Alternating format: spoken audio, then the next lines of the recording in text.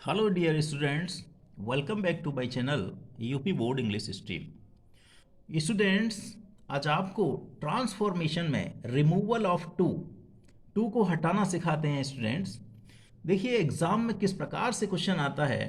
Transform any one of the following sentences as directed with in the brackets. जिस प्रकार से bracket के अंदर निर्देश दिया गया है, निम्नलिखित वाक्यों में से किसी एक को ट्रांसफॉर्म करिएगा, वाक्यों का परिवर्तन करिएगा।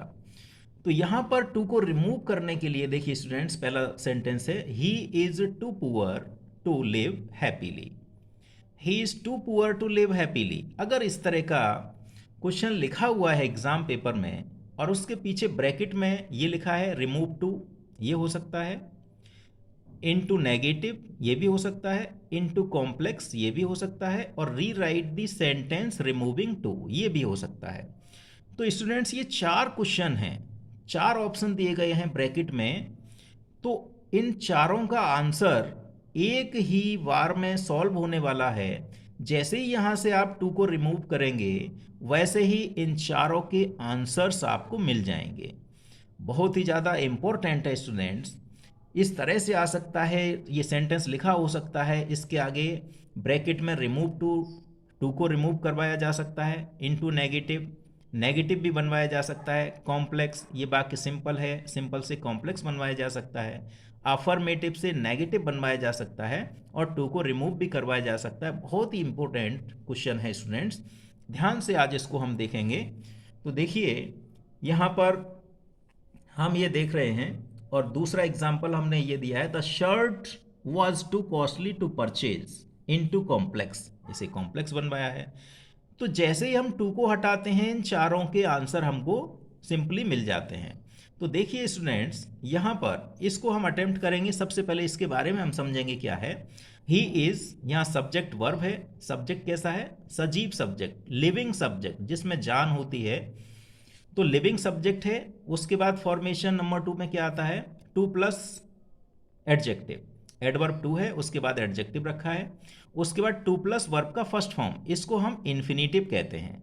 तो इस तरह का फॉर्मेशन है स्टूडेंट्स, सब्जेक्ट वर्ब है, टू प्लस एडजेक्टिव है और इन्फिनेटिव है, और यहाँ लिविंग सब्जेक्ट है। तो इसका आंसर किस प्रकार से इसमें से टू को रिमूव करेंगे? तो आइए स्टूडेंट्स, सबसे पहले क्या करते हैं, सब्जेक्ट और वर्ब को लिखते हैं आंसर में। सब्जेक्ट वर्ब लिखते हैं ही इज, सब्जेक्ट वर्ब हमने लिख लिया। अब क्या करना है, जो टू है, टू को हम हटा देंगे, इसकी जगह सो का प्रयोग करेंगे। टू को हटाकर हमने लगाया सो, एडजेक्टिव जहां है वहीं रहेगा, सो पुअर। टू पुअर की जगह क्या हो गया स्टूडेंट्स? So poor. ये टू हट गया, टू की जगह आ गया सो। अब क्या करना है, यहां पर हम कंजक्शन लगाते हैं that, conjunction that, THAT। Conjunction that students इसलिए लगता है, यहाँ पर ये एक पूरा सेंटेंस रहता है, और जो यहाँ इन्फिनेटिव है इसको एक पूरे सेंटेंस में हमको बदलना पड़ता है। इसलिए दोनों वाक्यों को जोड़ने के लिए कंजक्शन सो दैट इसका यूज होता है। तो क्या किया स्टूडेंट्स, हमने सबसे पहले सब्जेक्ट वर्ब को नोट किया, हमने टू को हटाया, सो को लगाया, उसके बाद एडजेक्टिव जहाँ था एडजेक्टिव वहीं है, फिर अपनी ओर से यहाँ कंजक्शन हमने क्या लगाया, दैट। अब क्या करेंगे, हमको एक पूरा सेंटेंस चाहिए। यहाँ पर हमको सब्जेक्ट लिखना है। सब्जेक्ट कहाँ से मिलेगा? यदि यहाँ इस वाक्य का वर्ब से पहले जो सब्जेक्ट अगर सजीव है, लिविंग सब्जेक्ट है, तो उसी को रिपीट कर देंगे दैट के बाद। तो यहाँ सब्जेक्ट क्या है? सजीव है, ही है, उस हमने यहाँ रिपीट कर दिया ही। सब्जेक्ट मिल गया स्टूडेंट्स हमको। अब हम क्या करते हैं, हमको वर्ब लिखनी पड़ती है कैन नॉट या कुड नॉट। कैन नॉट या कुड नॉट, यदि हमारा वाक्य का वर्ब प्रेजेंट टेंस का है, ये वाक्य इज प्रेजेंट टेंस की है, तो यहां लिखेंगे कैन नॉट। अगर यहां इस तरह से पास्ट टेंस का होता तो हम लिखते कुड नॉट। तो यहां पर प्रेजेंट टेंस की होने पर यहां लिखा जाएगा can not, can not, can not, can not. Can not लिखने के बाद स्टूडेंट्स क्या करते हैं, ये जो इन्फिनेटिव अब रहता है, इन्फिनेटिव का टू हटा देते हैं, टू हटा देते हैं, बचता है वर्ब का फर्स्ट फॉर्म जिसे अन्य शब्दों सहित लिख दिया जाता है। तो यहां लिखेंगे live, LIVE, live happily, HAPPILY, live happily. तो ये स्टूडेंट्स यहाँ पर हमारा ये टू हट जाता है और ये वाक्य हमारा कैसा हो गया, इसमें से हमारा टू रिमूव हो गया। वाक्य एफर्मेटिव था, एफर्मेटिव से नेगेटिव हो गया। वाक्य हमारा सिंपल था, सिंपल से हमारा कॉम्प्लेक्स बन गया। और rewrite the sentence removing too, too को हटाते हुए वाक्य को दोबारा भी यहाँ पर लिख गया है। तो देखिए इस तरह से स्टूडेंट्स किस प्रकार से शॉर्ट एंड सिंपल वे में शॉर्ट हो गया। एक बार इसको फिर आपको रिपीट करा देते हैं। सबसे पहले सब्जेक्ट और वर्ब को लिखते हैं। सब्जेक्ट वर्ब हमने लिखा ही इज, टू को हटाया, सो को लगाया। पुअर एडजेक्टिव जहाँ है वहीं है पुअर, अपनी ओर से कंजंक्शन दैट लगाया। उसके बाद यहाँ लिविंग सब्जेक्ट होने पर उसको दोबारा से यहीं लिख देते हैं, दैट के बाद सब्जेक्ट रिपीट करते हैं। उसके बाद कैन नॉट आएगा, कुड नॉट आएगा। कैन नॉट आएगा या कुड नॉट तो वर्ब प्रेजेंट टेंस की है तो यहाँ कैन नॉट, अगर पास्ट टेंस की वर्ब हो तो कुड नॉट लगाते हैं। अब कैन नॉट कुड नॉट के बाद जो इन्फिनेटिव रहता है उसका टू हटा देते हैं और बची हुई वर्ब की फर्स्ट फॉर्म को कैन नॉट कुड नॉट के बाद लिख देते हैं अन्य शब्दों सहित।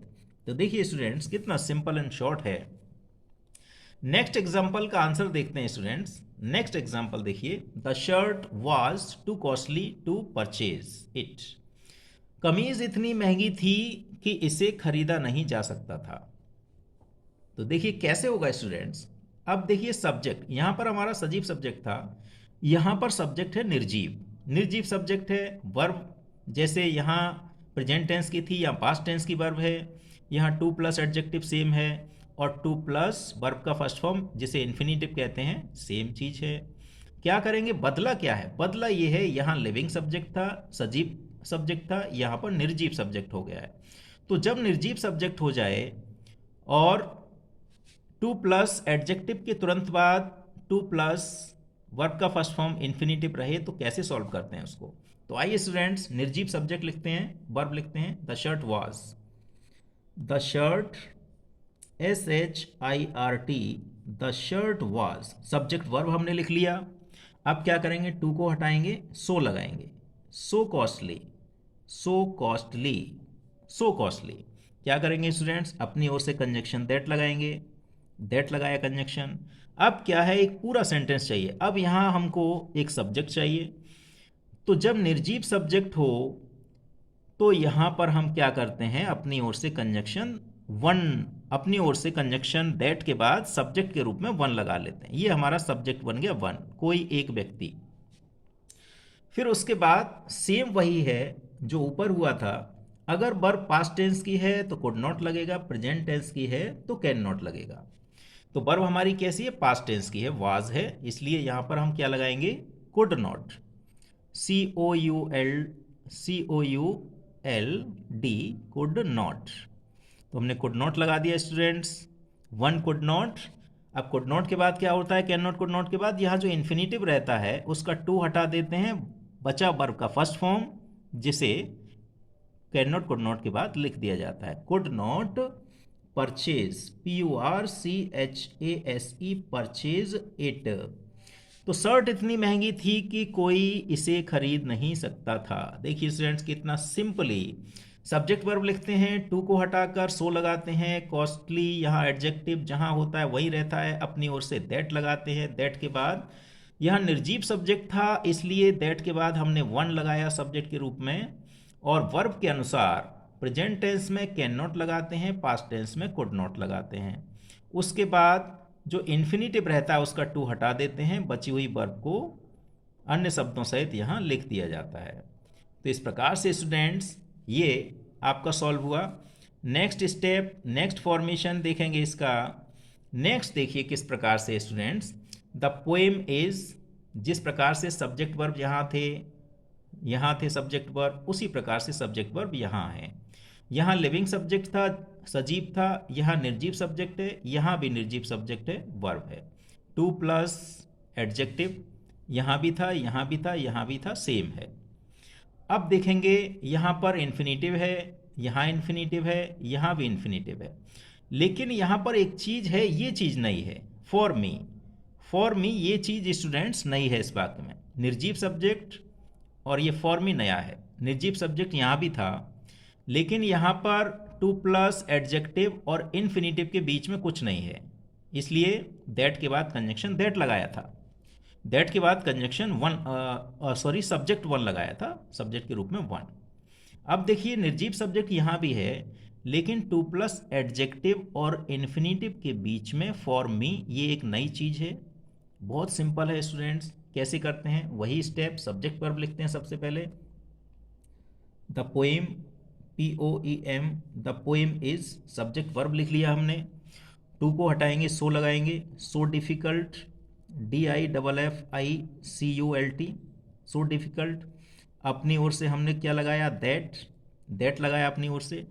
अब दैट के बाद क्या करेंगे स्टूडेंट्स, हमको सब्जेक्ट चाहिए होता है, हमको सब्जेक्ट चाहिए, तो हम क्या करेंगे, ये जो फॉर मी है, for me, for him, for them, for her, जो कुछ भी हो, तो हिम हर मी को सब्जेक्ट बनाकर लिख दिया जाता है।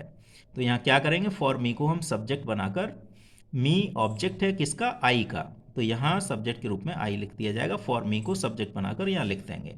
फिर वही can not could not verb के अनुसार आएंगे, प्रेजेंट टेंस का वर्ब है, इज है तो कैन नॉट, और वाज है तो कुड नॉट। तो यहाँ पर हमारा वर्ब इज है, प्रेजेंट टेंस का है, तो कैन नॉट लगाएंगे, can not, can not, can not learn, LEAR, sorry can not learn it, can not learn it. देखिए स्टूडेंट्स यहाँ पर फॉर मी बदल गया आई में, बहुत सिंपल है। The poem is so difficult that I can not learn it. इस तरह से स्टूडेंट सॉल्व हो गया ये। नेक्स्ट एग्जाम्पल देखते हैं, नेक्स्ट फॉर्मेशन में भी कुछ नया होगा आपके लिए। देखिए स्टूडेंट्स, द साउंड वाज, निर्जीव सब्जेक्ट, टू क्लाउड, सेम, जो यहाँ है जो यहाँ है, टू प्लस एडजेक्टिव यहाँ भी है। उसके बाद जो इन्फिनेटिव आया है स्टूडेंट्स, इन्फिनेटिव आया है वो पैसिव वॉइस में है, इन्फिनेटिव पैसिव वॉइस में है, to be heard, to be के बाद वर्ब का थर्ड फॉर्म लगा है, तो इन्फिनेटिव इन पैसिव वॉइस है। तो जब निर्जीव सब्जेक्ट हो, पैसिव वॉइस में इन्फिनेटिव हो, तो किस प्रकार से करते हैं, वही तरीका है स्टूडेंट। देखिए सब्जेक्ट वर्ब लिखेंगे, द साउंड, SOUND, वर्ब लिखेंगे द साउंड वाज, टू को हटाएंगे सो लगाएंगे, so loud, LOUD, the sound was so loud, too loud की जगह हो गया सो लाउड, कंजंक्शन लगाएंगे दैट, दैट। अब क्या करते हैं स्टूडेंट्स, अब हमको सब्जेक्ट चाहिए होता है, तो हम यहाँ पर सब्जेक्ट के रूप में वन नहीं लगा सकते, और सब्जेक्ट के रूप में यहाँ पर जैसे हमने आई लगाया, फॉर मी यहाँ पर नहीं है, क्या है, टू प्लस एडजेक्टिव के तुरंत बाद इन्फिनेटिव है जो पैसिव वॉइस में है। क्या करेंगे, कुछ नहीं करेंगे, सब्जेक्ट के रूप में इट का प्रयोग करेंगे, सब्जेक्ट के रूप में इट का प्रयोग करेंगे, इट का प्रयोग कर लिया। अब इसको हम लिख सकते हैं वही कैन नॉट, कुड नॉट, जो भी है, पास्ट टेंस का वर्ब है तो कुड नॉट आ जाएगा, COULD, could not, can not could not आ गया। अगर वर्ब प्रेजेंट टेंस का होता तो कैन नॉट आता इस तरह से, पास्ट टेंस का है तो कुड नॉट आ गया, it could not, could not. अब इन्फिनेटिव का टू हटा देंगे स्टूडेंट्स, बचेगा क्या, be heard, could not be heard, HEARED, could not be heard. The sound was so loud, आवाज इतनी तेज थी, सॉरी स्टूडेंट्स यहाँ साउंड लिखना था, SOUND, sound, sound, sound was so loud, इतनी तेज आवाज थी, that it could not be heard, कि इसे सुना नहीं जा सकता था, HEARD। स्टूडेंट्स गड़बड़ ज़्यादा हो रहा है हमसे, इसके लिए sorry, could not be heard.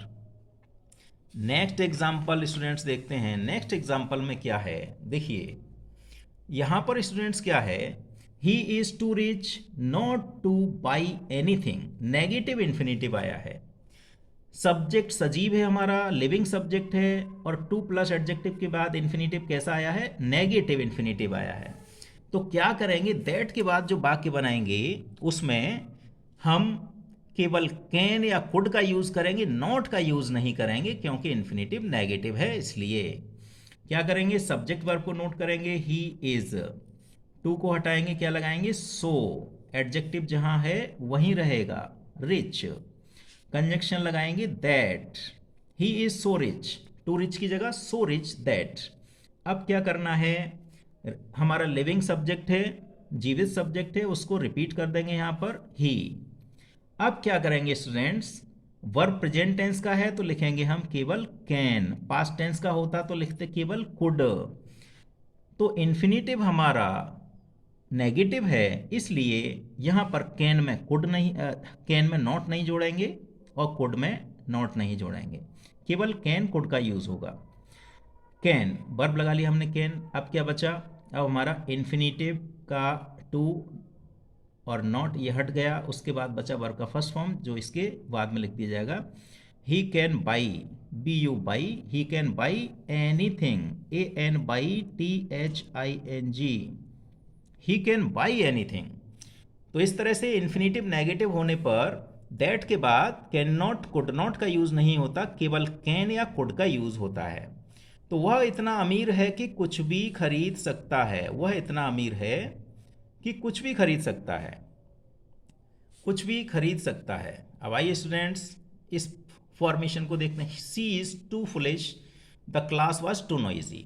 तो यहाँ पर इन्फिनेटिव नहीं है, इन्फिनेटिव नहीं है, क्या करेंगे, बहुत सिंपल है। इन्फिनेटिव नहीं है, सब्जेक्ट वर्ब लिखेंगे सी इज, टू की जगह extremely, E X T R E M E L Y. अब यहाँ टू के स्थान पर एक्सट्रीमली का यूज होगा, एक्सट्रीमली का, extremely foolish, L I S H, extremely foolish. दूसरे में क्या कर सकते हैं, एक्सट्रीमली की जगह हम टू को हटाएंगे, बियॉन्ड द प्रॉपर लिमिट का यूज कर सकते हैं, लेकिन बियॉन्ड द प्रॉपर लिमिट का यूज फुलिश के बाद होगा। दूसरे में कैसे कर सकते हैं, सी is foolish, L I S H, foolish beyond, B E Y O E N D, beyond the proper limit, beyond the proper limit, L I M I T, beyond the proper limit. तो C is foolish beyond the proper limit, तो beyond the proper limit का use करें आप, beyond the proper limit का भी use हो सकता है, लेकिन किसके बाद होगा, एडजेक्टिव के बाद। एक्सट्रीमली का यूज करें तो जहां टू है वहीं पर एक्सट्रीमली का यूज हो सकता है। इसी प्रकार से दूसरा स्टूडेंट्स देखते हैं, दूसरा हम सब्जेक्ट वर्ब नोट करेंगे, the class, C L A double S, the class was too noisy, extremely noisy, E X T R E M E L Y, extremely noisy, N O I S Y, extremely noisy. Too को हटाया, to की जगह हमने क्या लिख दिया, extremely, extremely. अब to की जगह और क्या लिख सकते हैं हम, बियॉन्ड द प्रॉपर लिमिट। देखिए the class, C L A double S, the class was noisy, N O I S Y, beyond the proper limit adjective के बाद होता है, noisy beyond, B E Y O N D, beyond the proper limit, beyond the proper limit, L I M I T. तो इस तरह से beyond the proper limit का use अगर करना है तो वो इस एडजेक्टिव के बाद में होगा। अगर एक्सट्रीमली का यूज करना है तो जहां टू है वहीं पर एक्सट्रीमली का यूज हो जाता है। इस तरह से आप देख रहे होंगे। तो ये था स्टूडेंट्स रिमूव टू। तो टू को हटाने का तरीका, टू को हटाने का ये हमने आपके लिए कुछ रूल्स भी लिख रखे थे। यहाँ जो रूल्स आप देख रहे होंगे सारे के सारे रूल्स हमने लिख रखे हैं, आप इसको देख लें। ये रूल्स आपके सामने हैं, ये लिखे हैं आपके लिए। देखिए स्टूडेंट्स ये सभी ये 10 रूल्स हैं, इनको देख लेंगे तो कम्प्लीटली आपके अच्छे से समझ में आएगा। देखिए ये 10 रूल्स हैं। तो स्टूडेंट्स आपको अच्छे से समझ में आया होगा जो कुछ भी हमने सिखाया है।